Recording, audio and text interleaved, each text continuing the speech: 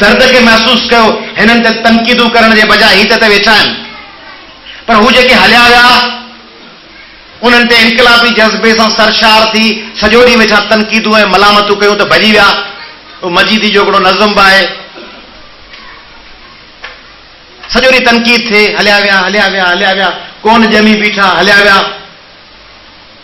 उन दर्द ऐं उन कर्ब उन तकलीफ़ खे माण्हू पंहिंजो घर को सोलो छॾींदो आहे, माण्हू पंहिंजी वछ का सोली छॾींदो आहे, ॿकरी सोली छॾे सघंदो आहे, कुकड़ छॾींदी आहे असांजी ॻोठ जी पोड़ी का हारियाणी, को ज़मीन जो जरेब छॾे सघिबो आहे, को ॿ घुंटड़ा केरु छॾींदो आहे, का छिनल छित ऐं का भॻल काम केरु छॾींदो आहे, का पंहिंजी ॾेढी जंहिं ते रुगो गूण लटकी पई हुजे उन गूण लटकियल ॾेढीअ खे बि केरु छॾे सघंदो आहे।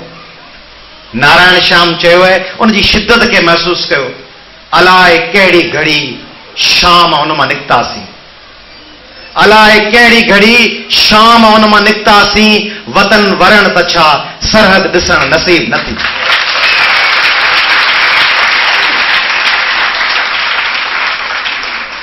रात जी ऊंदाई में काफ़िला माउनि जे कच्छ में ॿार, उन्हनि रेलुनि जे सफ़र में ॿार विछड़ी वञे ऐं उहो 100 साल मिली न सघे।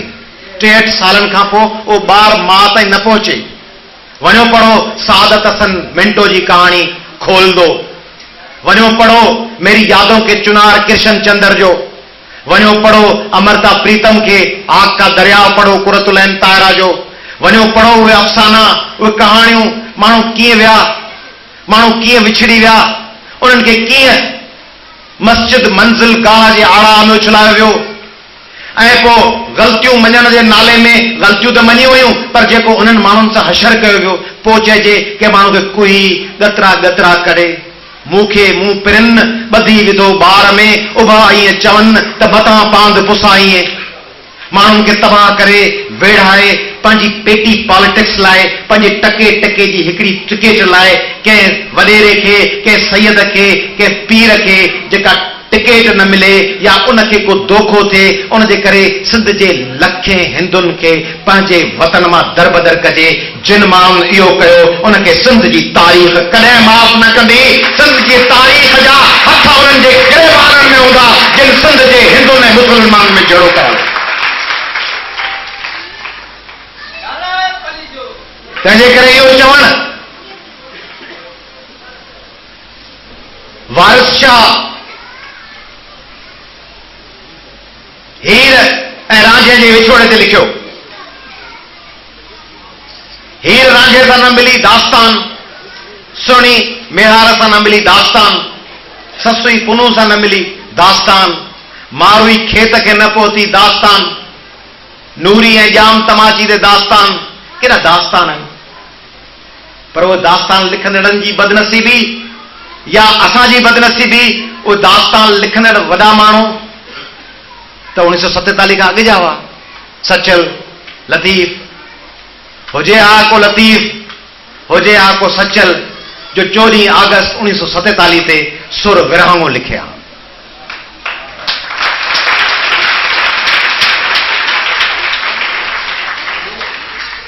ऐं लिखे हा जीअं फैज़ लिखियो हो, ये दाग दाग उजाला, ये शब गजीदा सहर, वो इंतजार था जिसका, ये वो सहर तो नहीं।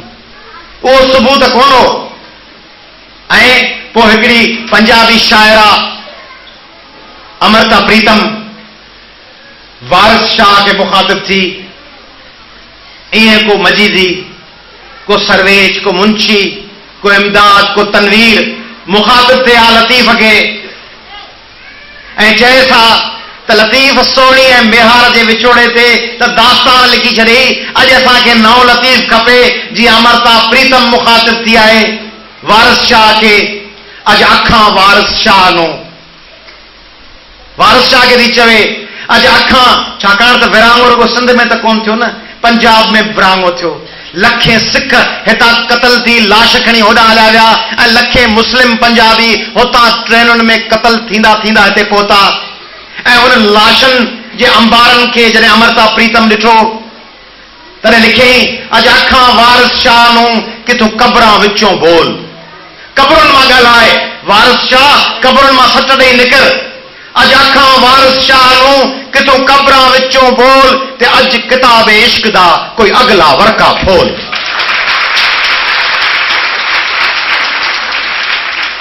इश्क जे किताब जो को 9 चैप्टर को 9 सफ़ो खोल गलाए ए वारिस शाह गलाए ए बुले शाह गलाए ए लतीफ गलाए ए इंतहा पसंदी जे मुखालफत में अलम बुलंद कंदड़ सिंध पंजाब सराइकी ऐं पाकिस्तान जा अज़ीम हीरोज़ उथो गलायो।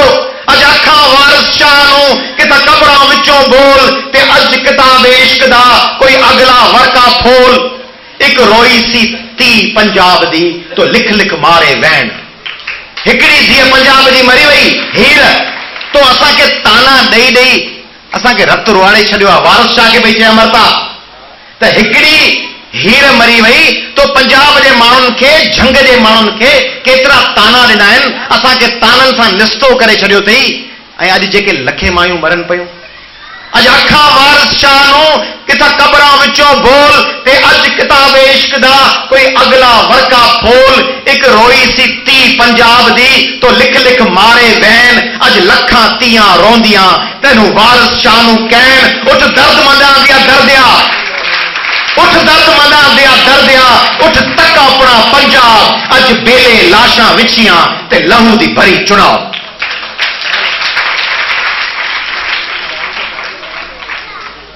जे चुनाव रत सां रंगी वई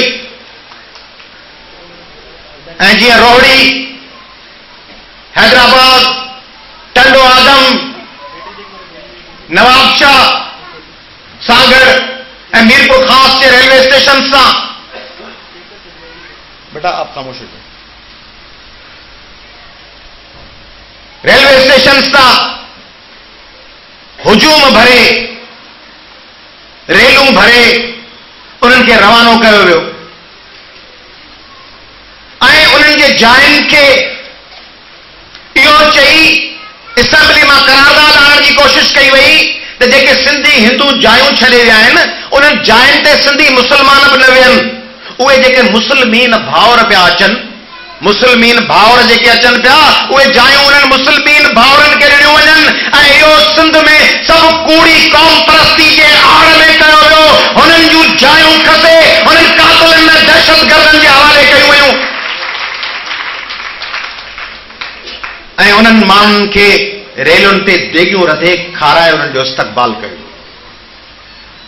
ऐं असीं चऊं तो छो हलिया विया छो भॼी विया छो कोन वेठा उन्हनि जे बच्चनि खे कुठो वञे